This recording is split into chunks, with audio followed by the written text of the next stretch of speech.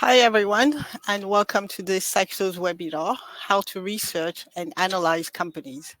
It is 1 o'clock CE time, so we are going to get started. My name is Ida Johannesson. I'm head of commercial ESG and education at Saxo, and I will be the host.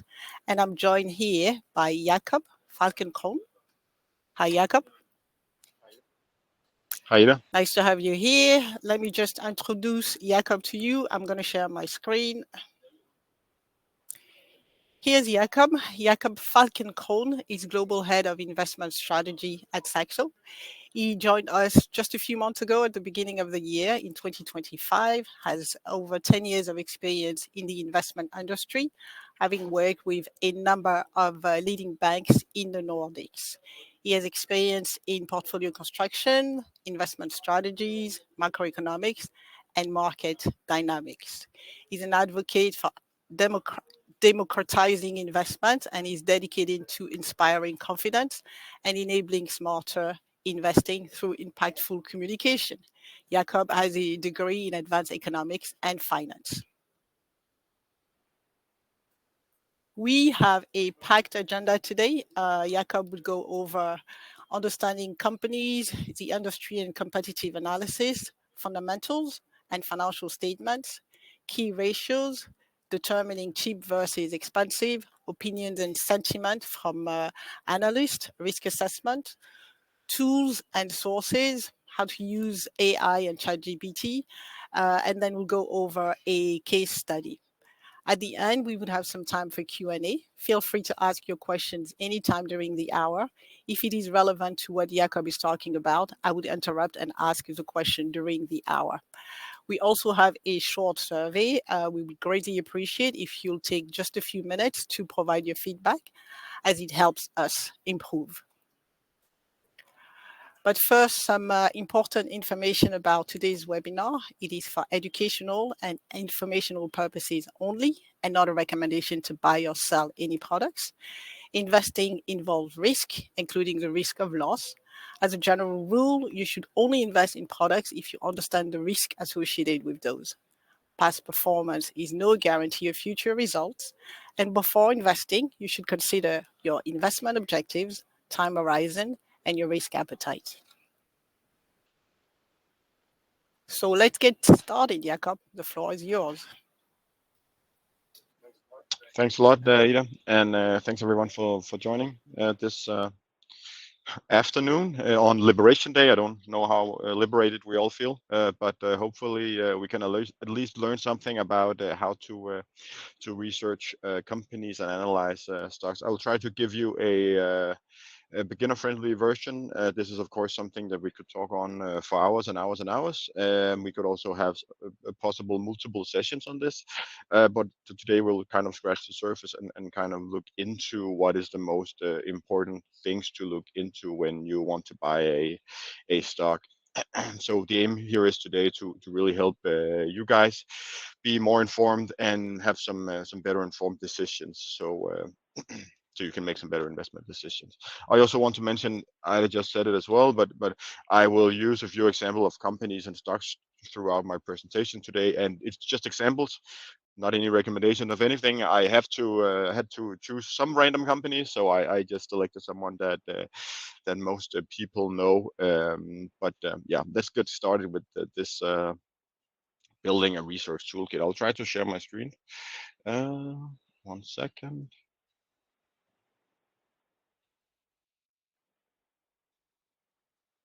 Think it works. Okay, let's kick it off then. As Ida was also just alluding to in the beginning here, I think it very first part is, of course, to understand what is the investment goals and objective before you start throwing yourself out in making any kind of analysis and stock investing and so on and so forth. So clearly defining what is your investment goals, what is your investment objective, how can you help that? I mean, that research, and how can you guide that decision, so making this investment process much more effective.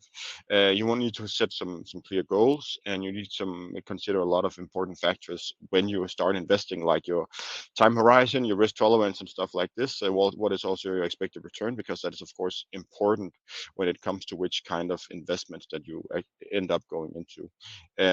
But having said that, I mean, let's just kick it off with the basics first. And I've put it into different kind of chapters or parts. So the first is really about understanding the company that you're investing in, and understanding the business behind that stock. Because when you buy a stock, you buy a share of that company and you become a part owner of that business. So you need to ask yourself, what is this company actually doing? What products, services does it offer? How does it makes it money? And some of these, say, questions might sound a bit obvious, but it's extremely crucial to get that, and you'd be surprised how many people are actually investing into something that they don't know anything about. So the first thing is, of course, what's determining the price of a stock.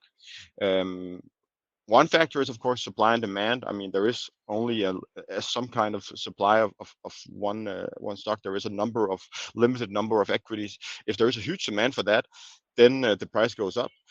So that's kind of the basics when it comes to supply and demand, and it comes of how prices are set.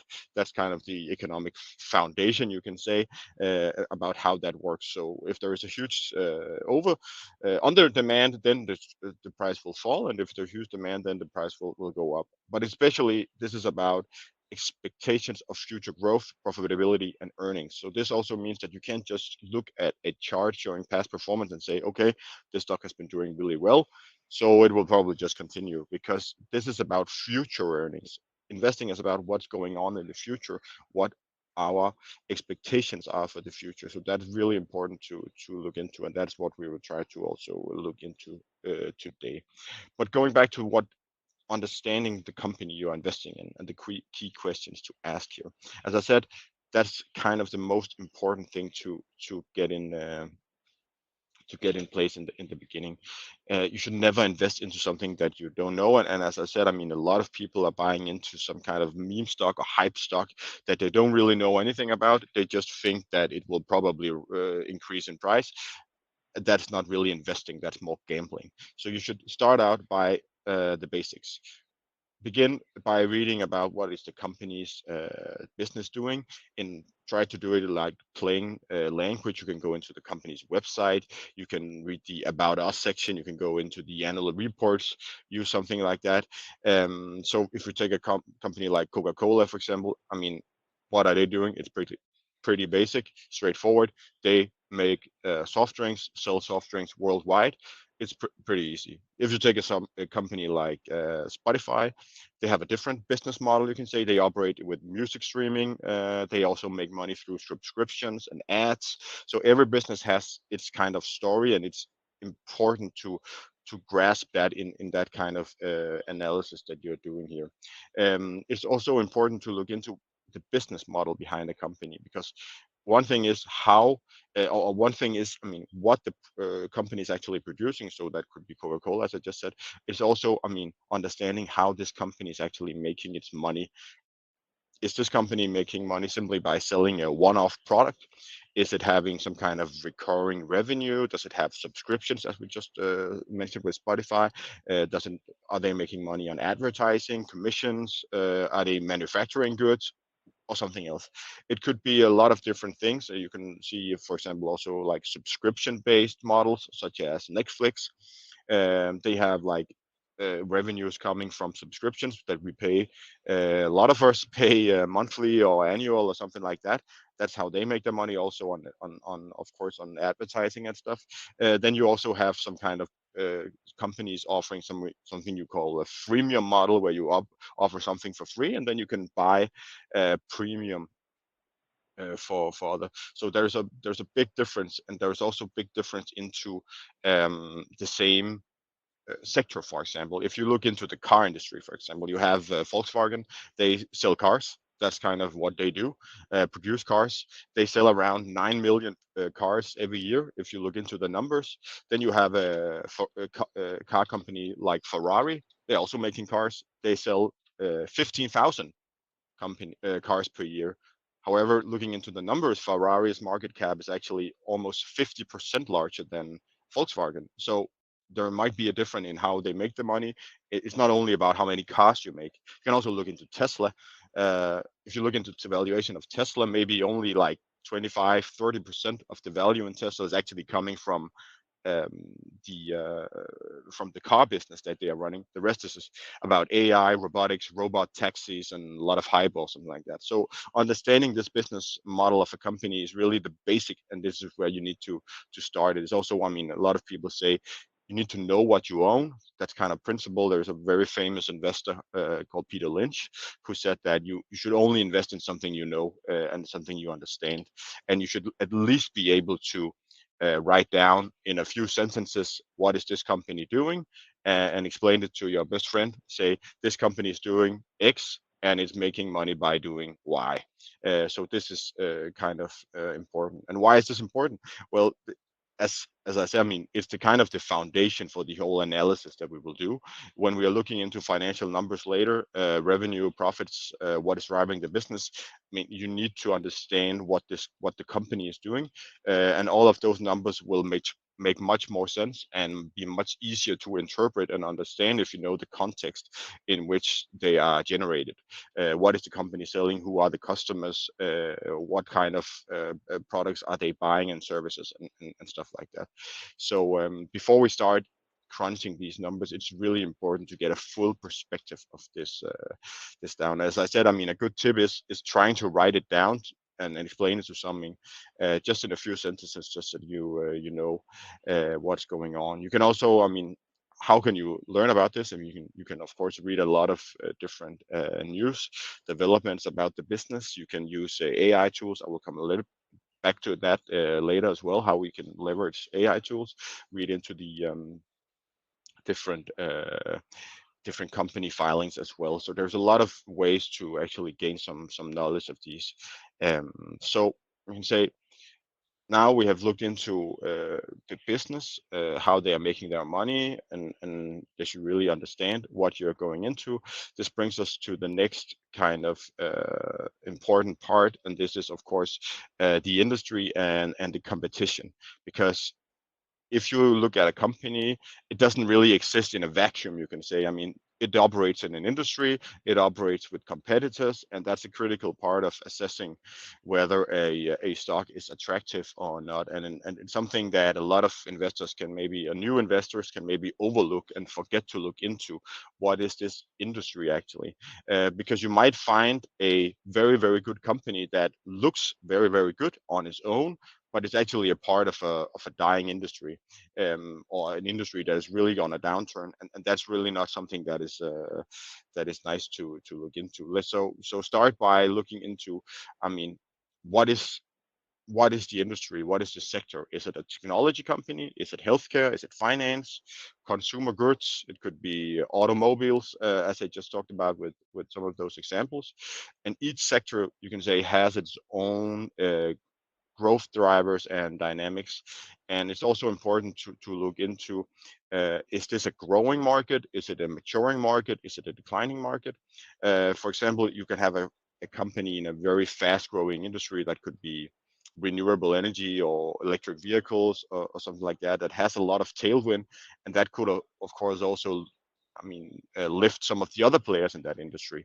Maybe it's not only because that company is really nice. You can also have a company that is very, very good, but it's just in a shrinking industry, as I just said before.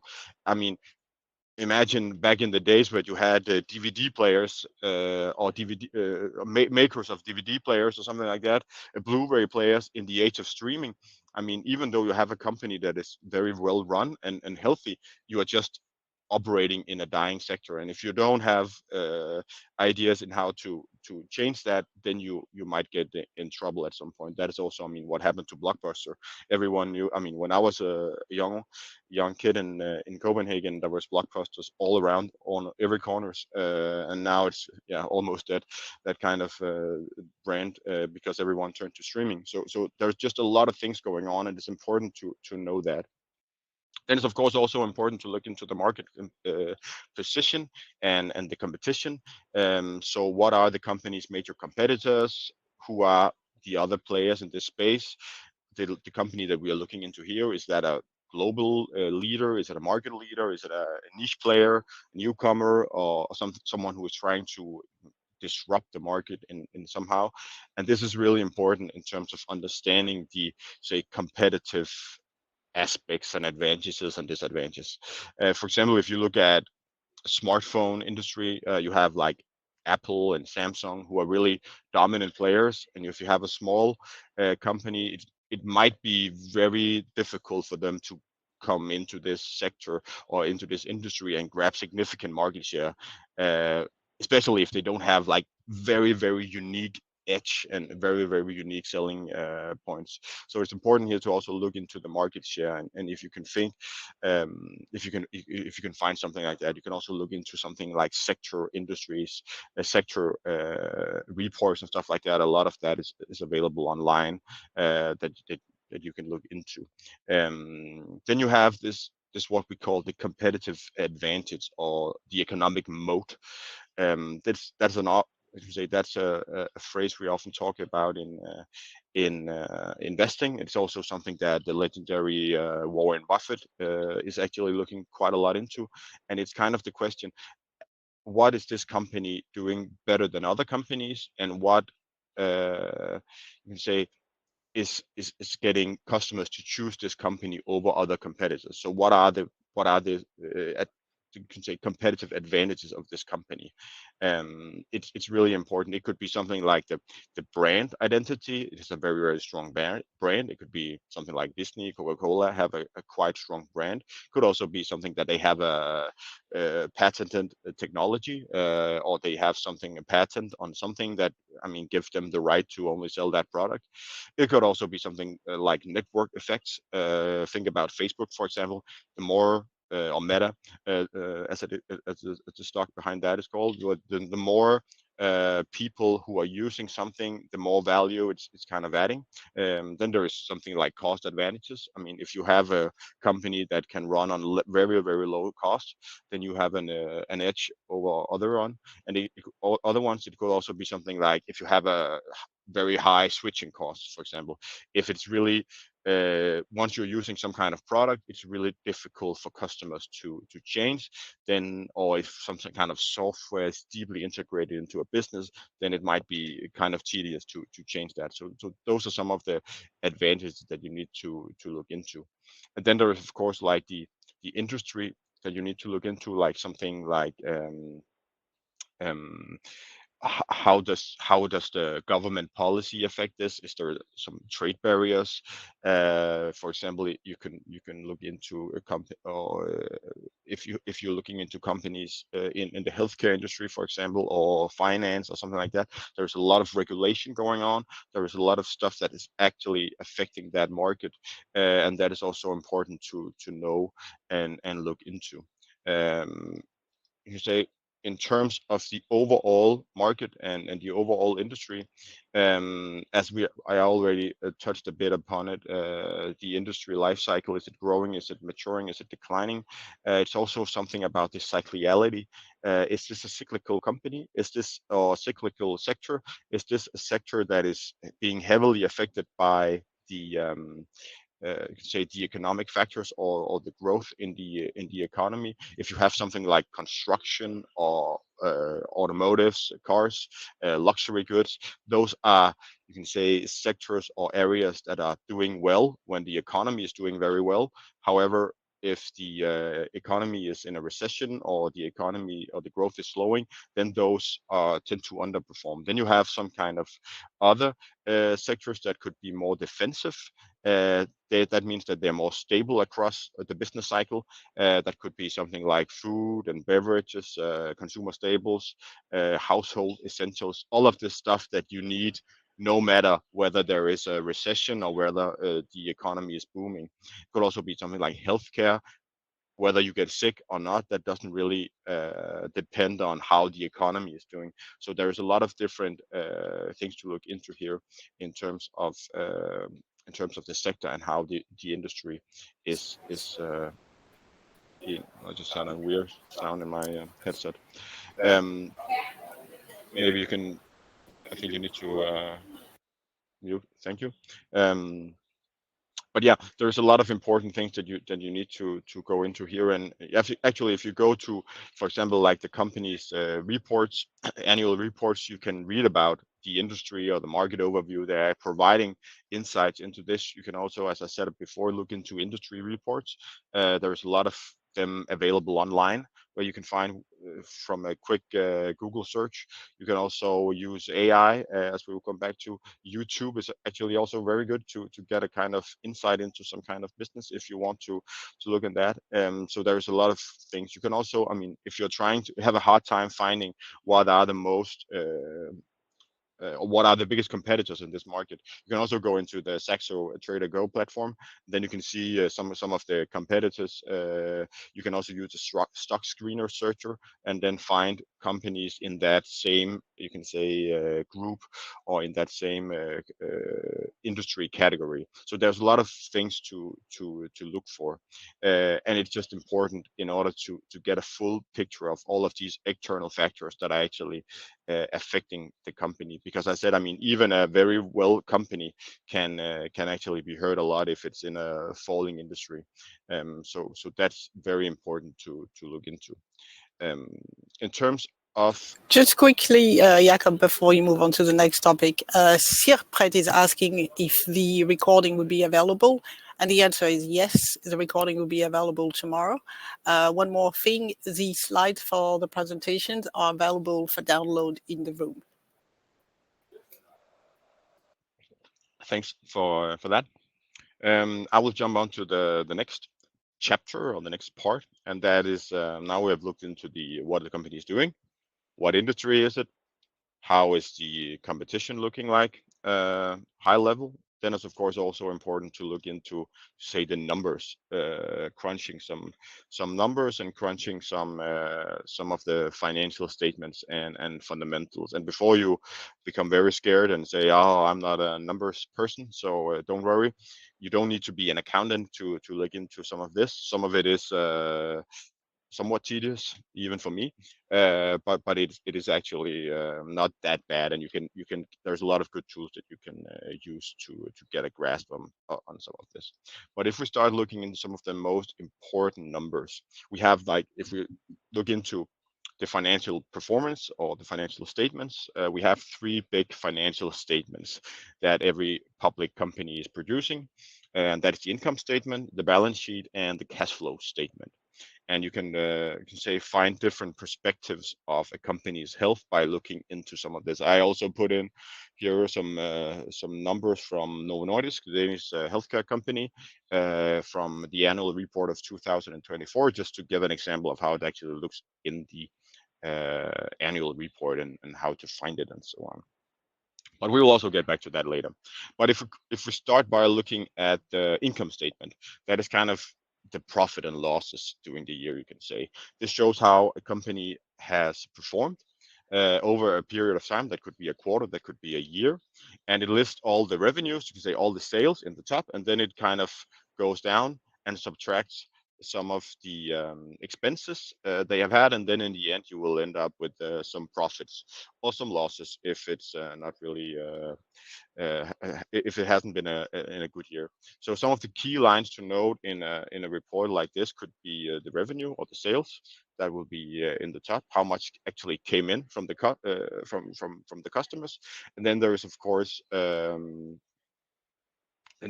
net income or net profit. That makes say something about how much money the company actually kept after paying all of its expenses. So how many money did it actually make this year? We also often see earnings per share, or EPS, which this is you say the number, the net income you have in a company, and then you divide it by the number of shares, so you can see how much earnings is actually made per share. It's just a nice way to compare also earnings from different companies, because that gives some kind of or maybe not between companies, but also from year to year and so on and so forth. So the income statement, as we just said, I mean, it gives you some kind of example or answers the question whether this company is profitable and whether it's actually growing, is the sales growing, and so on and so forth. So here you can look for something like earnings growth, revenue, or not earnings, revenue growth. I mean, are the companies selling more and more? Is there a consistent revenue growth in or growing sales? That could generally be a positive sign, meaning that the company is actually selling more and more. You can also look into something as profitability. Does the company have a healthy profit margin, or is it, you can say, barely at break even? That's come the relationship between what is the net income and what, or net profit, and kind of how much is made in revenue. So that's kind of look into the overall profitability here. Um, so it's also important here to remember that if you have a new company or high growth startup, they might not be profitable from the get go, but eventually you will start to want some consistent profits. That's say that's necessary in order to keep a solid, sustainable business in the long run. So that's something to look at. If we go to the next one, that's the balance sheet. You can think of the balance sheet as some kind of the snapshot of what a company owns and what it owes at a specific point in time. That could be the end of a year or some kind of the quarter, and it looks into the assets. So that's the all the stuff that a company is owning. That could be all the assets that it has. It is like cash. It's the inventory that they have. It's all of the equipments. It's all of the buildings. It's their investments and so on and so forth. Then there is the liabilities. That's how much they owe to others. That could be obligations. It could be debt. It could be loans. It could be accounts payable to suppliers. I mean, money that they owe to someone. It could also be bonds they have issued, and so on.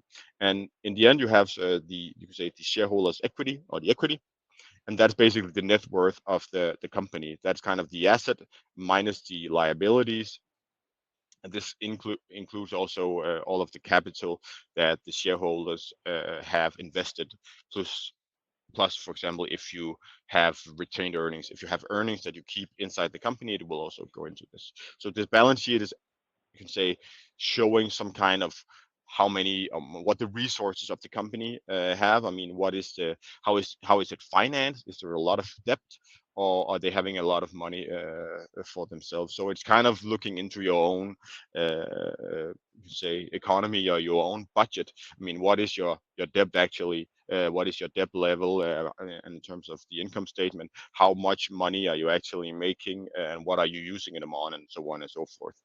And you can say, what should we look for in the balance sheet?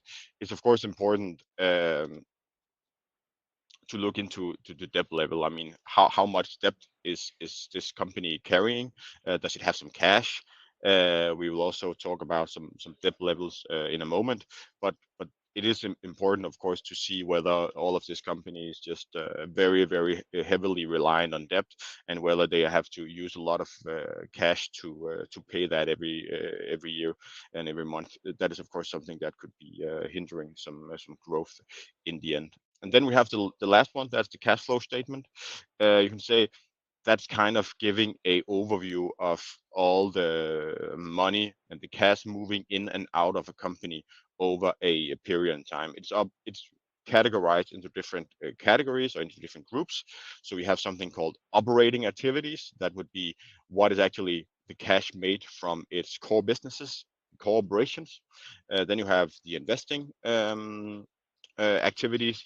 that would be cash that they have spent on investments or acquisitions, or they have, if they have sold off some assets, then it will come into that.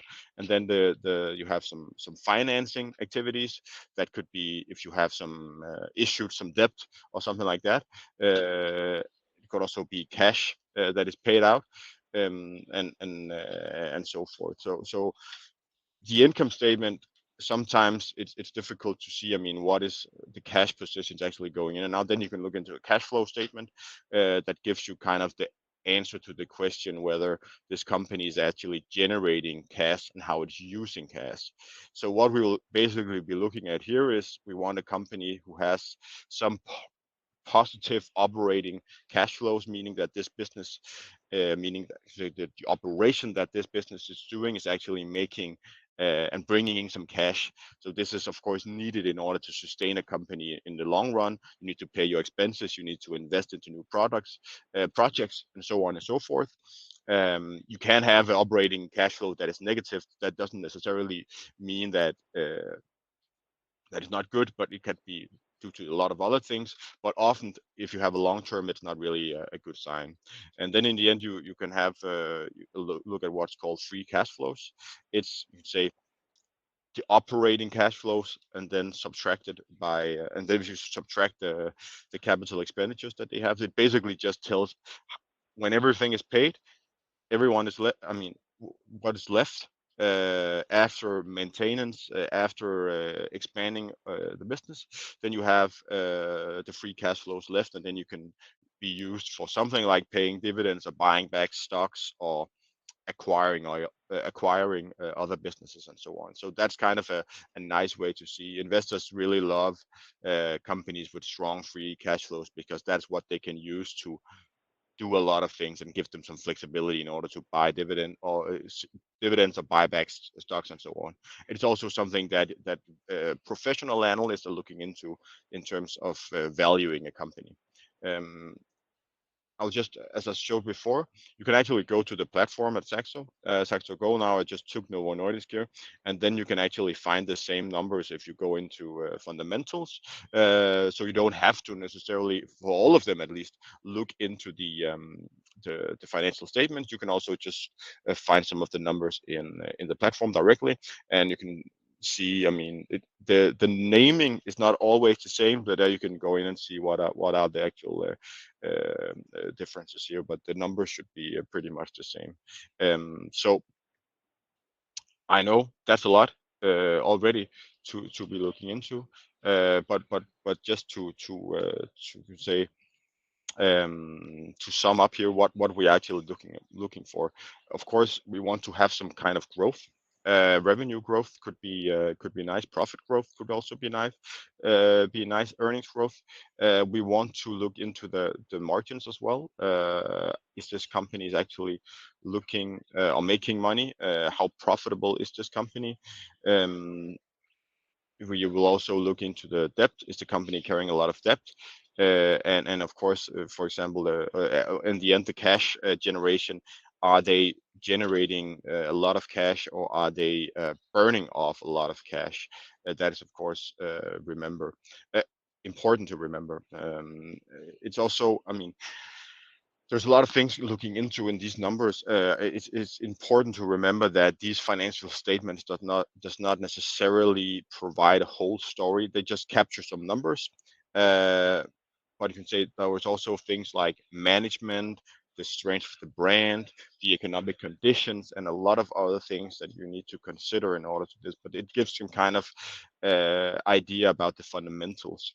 It's also good because sometimes when you look into these statements, I mean, it could be affected by some kind of one-off or something like that, and it's important to look into that. Therefore, it can be a good idea. Sometimes it sounds very boring, but it could be a good idea to look into some of the footnotes or management discussions or something in the annual reports, because it gives you some kind of idea into what is actually making the money here, and what's kind of driving things like this. And as I said, I mean, you can find it on the Saxo platform. You can also find a lot of it on, for example, Yahoo Finance or Google or Reuters or something like that, if you don't want to look into the annual reports or the quarterly reports. But there's a good way of looking all of this. And there's good it's easy to it's actually pretty easy to find if you just know what to look for. Um, Now we have covered a lot of ground already, looking into some of the financials and where to find the numbers. Easy way to get a little bit deeper in is we have also already mentioned different aspects and ratios, but some of these fundamental key ratios is a pretty easy way to get a, you can say, gog into the strengths of this company and whether it's actually solid or not, and how it's making money and so on and so forth. So if we jump to the next chapter here and look into the key financial ratios, because these financial ratios are, say, an easy way to combine numbers from this financial statement I just said, and measure some kind of performance or value or something like that, and that is a good way to help uh, us investors compare different companies and track also one company over time, so you can see how are they actually developing. It's difficult sometimes comparing just the raw numbers. Then it's easier to look into some of these ratios. If we just start by looking at some of the most important ones, we have the price to earnings ratio. That's also called the PE ratio, and it's probably one of the most cited valuation ratios. Something that it's calculated by, you can say, the price of the share divided by the earnings per share, and that tells you a little bit about how much investors are willing to pay for $1 of company earnings.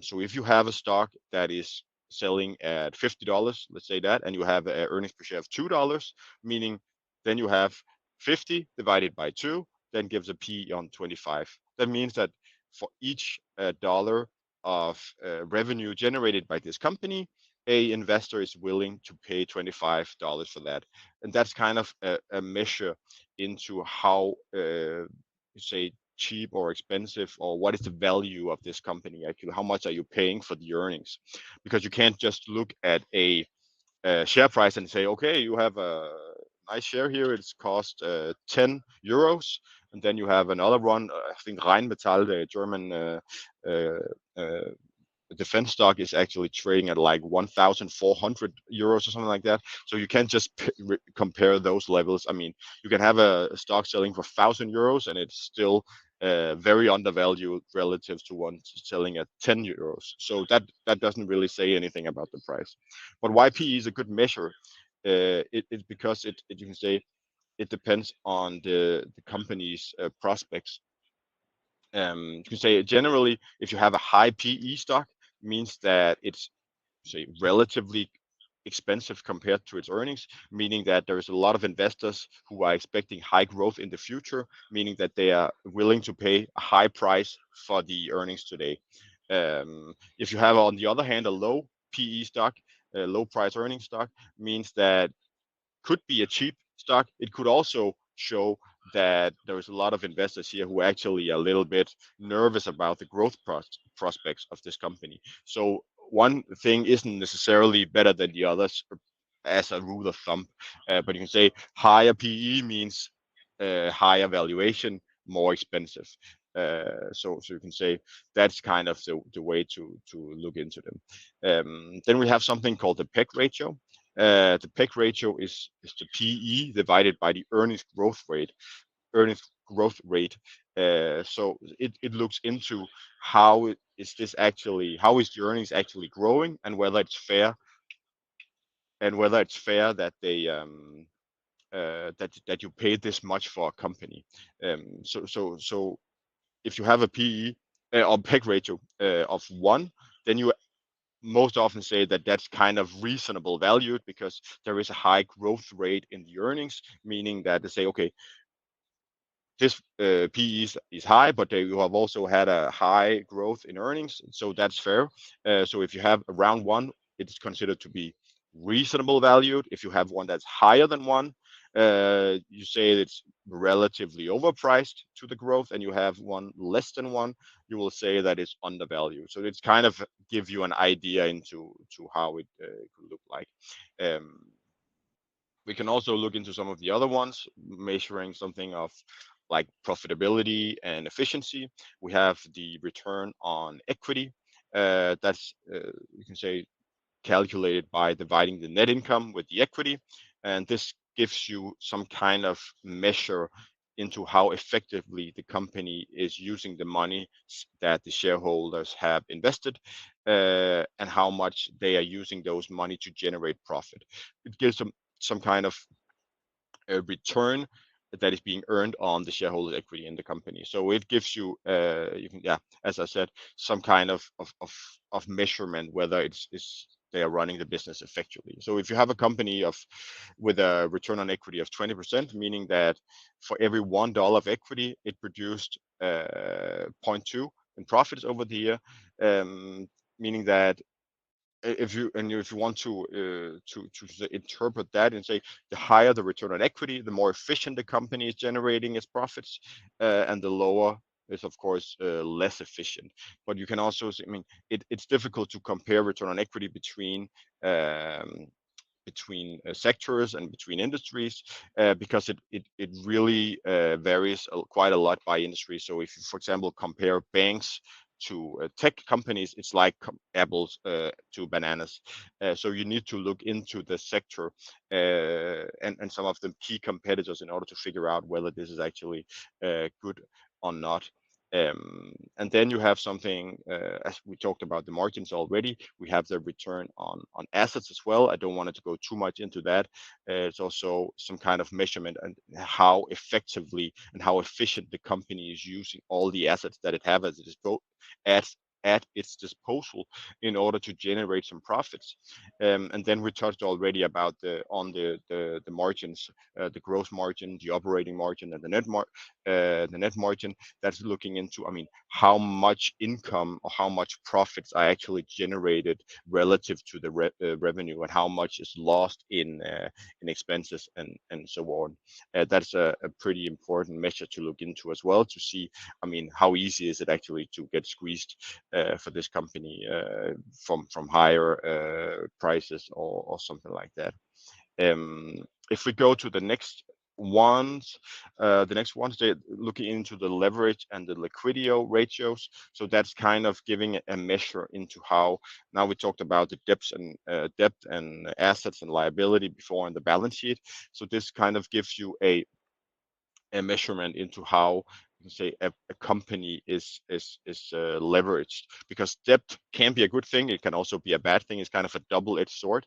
It can help a company grow over time, but it also adds some risks. So it's good to get a measurement as an investor into how much debt is actually into this company. You can look into the debt to equity ratio. So that's kind of the liabilities divided by the equity. It shows how much of this company is actually financed by debt relative to what is owned by the company's own capital. And if you have a debt to equity ratio of 1, means that you have equal parts of debt and equities.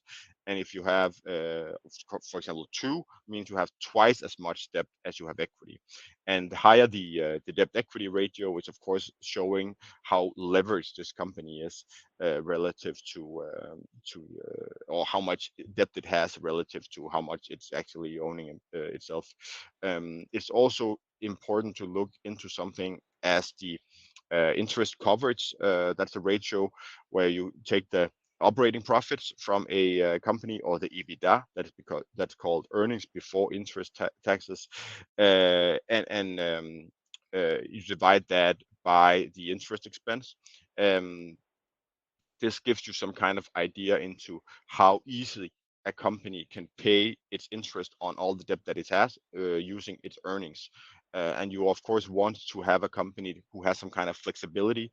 If you have a company with a interest coverage ratio of 10, means that it earns 10 times as much as it pays in interest.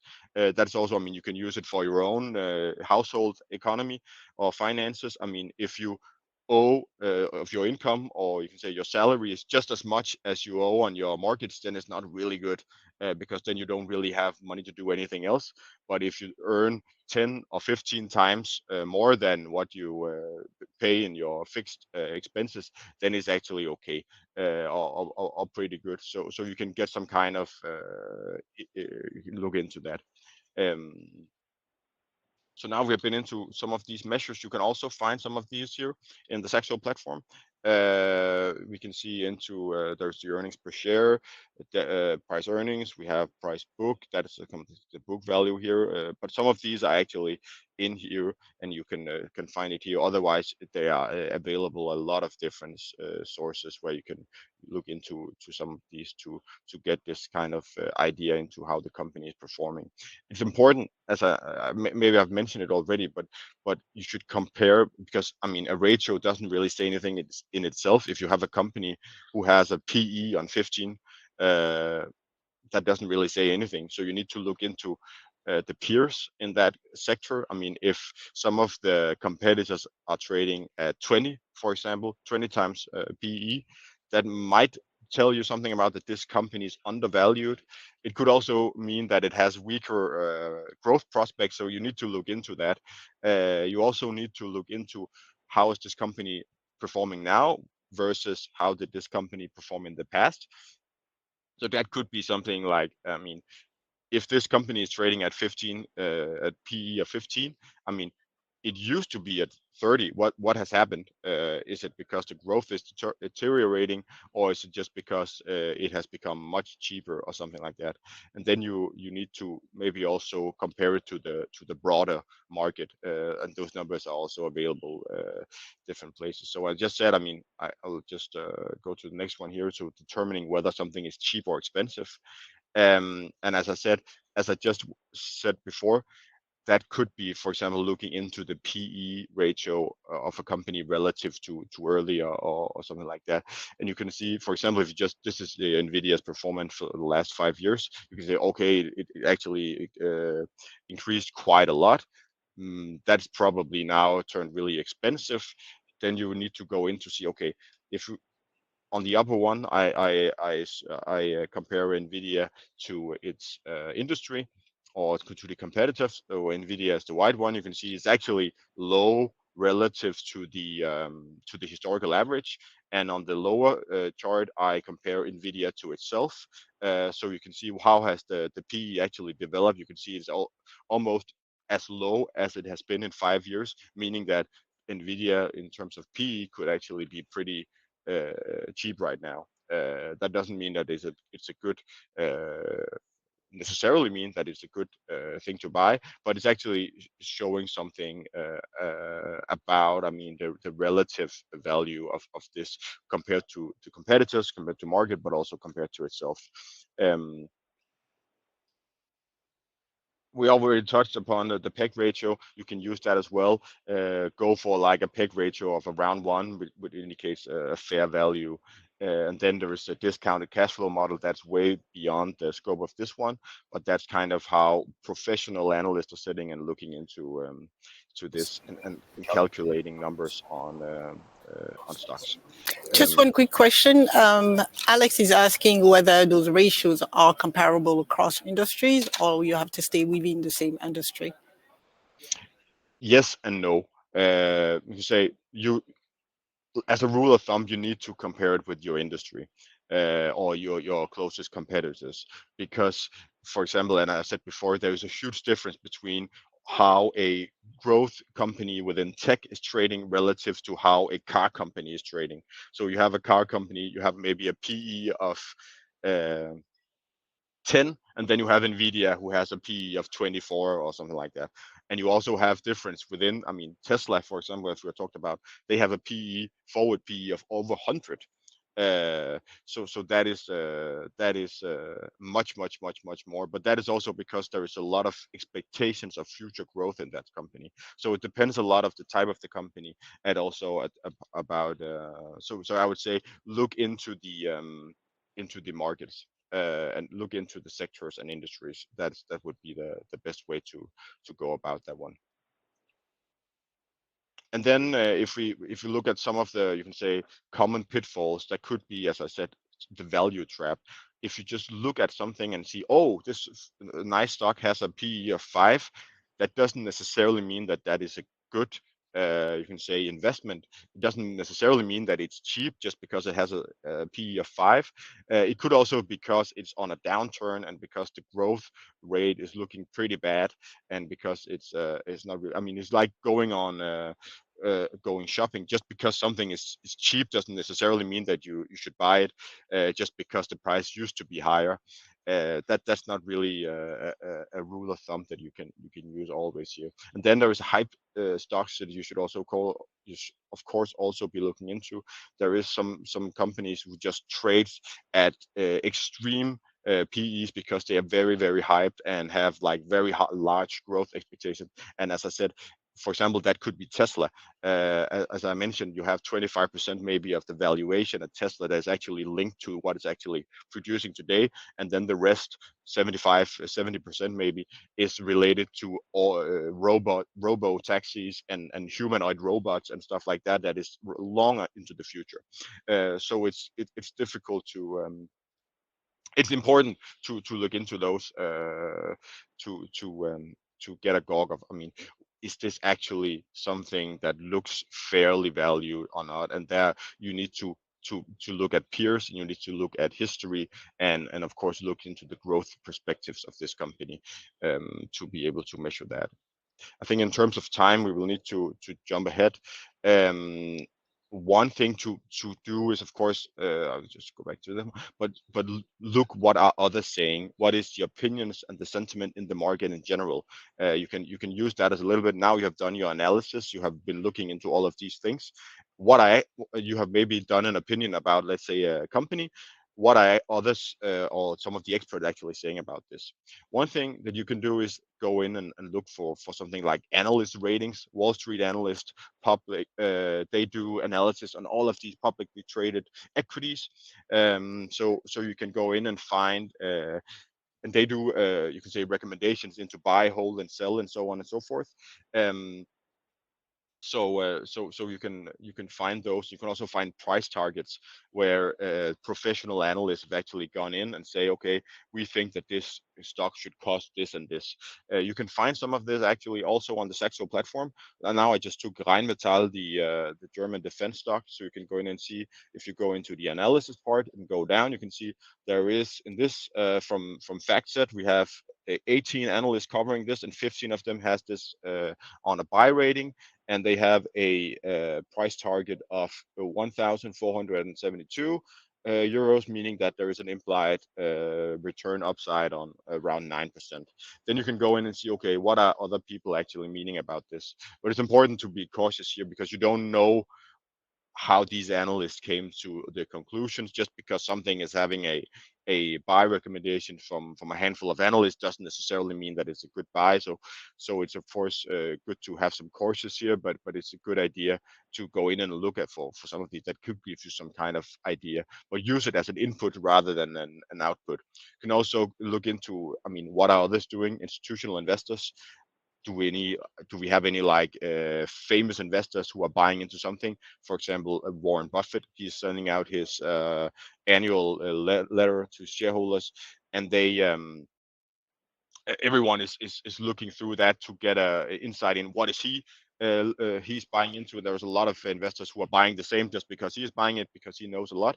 So that is of course something that you can go into as well. And then there's of course media and different communities on SoMe and stuff like that. It's really important here to say SoMe is of course a difficult place to go in because there is a lot of voices, there's a lot of people having opinions, and you don't really know what are the sources actually here, whether it's just something speculative or something. So you should of course be careful when doing things like this. Considering some of the risks when we look into a stock, there's different types of risk. There is the company specific risk, you could say, that could be related to the management. Is this company led by a trustworthy, competent CEO, or is there a lot of issues? let's take Tesla as an example again. That could be some kind of risk into that stock right now. I mean, there is a huge controversy around the political involvement of the CEO and some stuff like that. That could be something you could look into. It could also be something about the product. I mean, how heavily reliant are this is this company on one single product? It could also be execution risk, whether it has big plans. Again, Tesla, a lot of this is out in the future. There is a risk that, I mean, if everything should go as planned or not, there is a huge execution risk in this because they need to execute perfectly in order to catch that value that is years out in the future. Then we have the financial health. We already covered some of that. I mean, looking into the leverage, the debt, and stuff like that in the company. The next one is the industry level. Is there some risk related to this industry? High competition, for example, regulation. Um, that could be something that could be very important. It could also be something like commodities or costs. So if you have a company that is extremely reliant on specific commodities, some metals, some chips, some oil, or something like that, then it's very so that creates another risk. We saw some years ago that there was super much demand for those chips and semiconductors, and there was like a supply issue, and that just created a lot of risk for other industries as well because they were too reliant on too few suppliers. And then in the end, we have, of course, like the market and macro conditions. What is going on in terms of the market? That's also a thing that the company can't really do something about necessarily, but it gives some kind of measure of how risky this company is. Is this some kind of risk or company that is extremely reliant on strong economic growth? Is it very cyclical? Is it defensive, and so on and so forth? Has it a large interest rate dependency or something like that? For example, if it's something into real estate, then it's very closely tied to the interest rate. Then it's of course something to look into. So that's therefore, I mean, it's really important to diversify and don't put all of your eggs into one basket. So buy at least, let's say, 15 to 20 different stocks, and that of course takes a lot of time if you need to go through all of it for all of the 20. But that's you can say the level that you need to reach before you have you can say optimal level of diversification and you have reduced most of these risks. Um, I will. Yeah, we do not have a lot of time left, Oh, I don't know. Jakob. I just wanted to ask you if there's anything critical that you should cover before the end of the hour. I was just here to how to find information. I mean, we already covered that. The annual reports, stuff like that. I think a lot of it is actually also on the Saxo platform. We have news, we have analyst ratings, we have some of the fundamentals. That's a good place to go. You can also go into stock screeners in the Saxo platform, and then you can search for specific stocks. So, as an example here, I found like I want to see stocks in Germany and France. I want to see industrials. I want to see infrastructure, and I want to see all of those with a buy rating. Then you have a list coming up here, and then you can use that as a starting point or something like that as a reference. And if I just could add, I mean, 1 minute more, uh, just as a how you can use AI, because I think that there's a lot of great tools out there. It depends also how you use it. Remember that you can't just, I mean, use everything that you get from AI, but it's really good to summarize, for example, documents, identify key risks for a company, but also explain a business model. That was one of the things we talked a lot about in the beginning. I asked ChatGPT to explain the business model for Tesla, and I posted here what it told me, and then I can, for example, maybe dig into some of those areas. So here I get a good grasp of what Tesla actually doing. But it's also important to say, I mean, is you also need to know what you're asking it, because, for example, ASML, that the Dutch company who is making some very high tech machines to build chips. I mean, if you just ask it what is ASML doing, then you get some very technical answer. They are producing a leading supplier of photolithography equipment essential for semiconductor manufacturing. So if you don't really understand what that is, so then try to say, okay, in a very simple terms, try to explain me how this is, and then it can say it's a super high tech computer company that makes blah blah blah. So just need to know what you're asking, and then in the end, of course, you should be cautious of. I mean, there is a lot of data out there in AI, and there's a lot of issues with the accuracy, and there's a lot of issues with the cutoff, because you can't ask it something about what happened yesterday necessarily if you don't have live data. So you need to look into that, and you need to know that some of it might be years old, what you're actually basing your numbers on. um, I will stop it for now. You can go. I have a little case study that I made on the Chinese car manufacturer BYD, where I went through some of these things. But you can look into that for yourself in the presentation afterwards. Yes, all the deck is available for download in the room, and the recording will be available tomorrow. So I'm just gonna go through some of the questions, and then I'll pull up the QR code for the survey. Now, Pana is asking how many years should one look at financial ratios? Is it 1 year, 5 years, or longer? That, I mean, that depend. I would look into a couple of years. Most places you would be able to find, for example, like 2 years, 3 years, 5 years, and then you can see how has this developed. But it's important to do a historical perspective as well. But a lot can of course also change in 5 years if you are into an industry now. We took the BYD for example here. I mean, a lot have happened in 5 years in the electric vehicle sector. So it's important to look into to both the longer term, but also the short term developments into stocks like this. Okay, Mary's asking, how do you assess the quality of the management of a company? Yeah, that's difficult. I mean, you should of course look into I mean, how trustworthy are they? I mean, what is the market sentiment?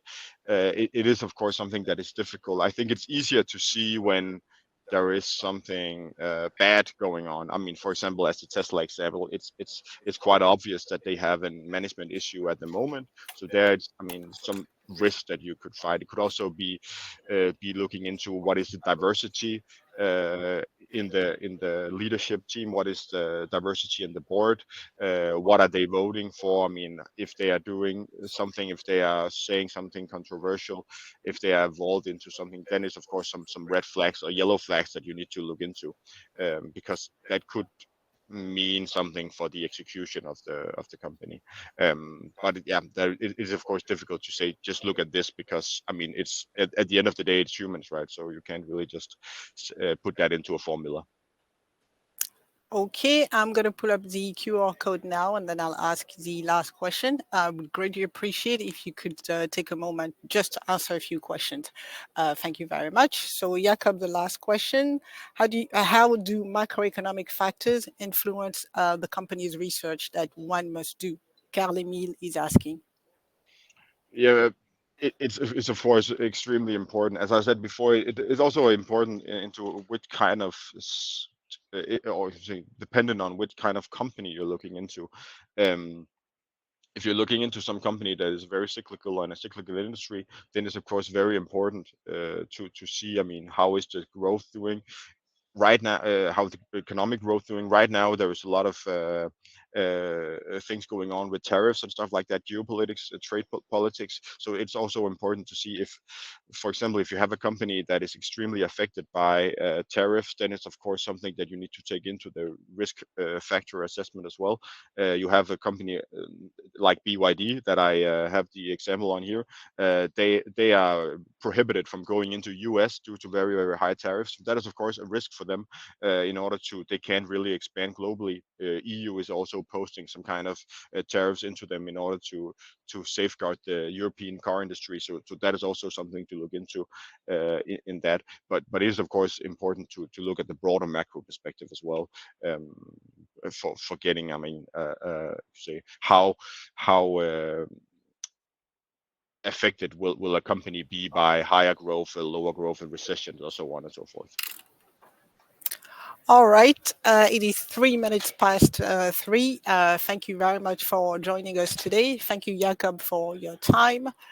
Hope to see you again at our next sessions. Thank you. Have a good afternoon, everyone. Bye. Bye.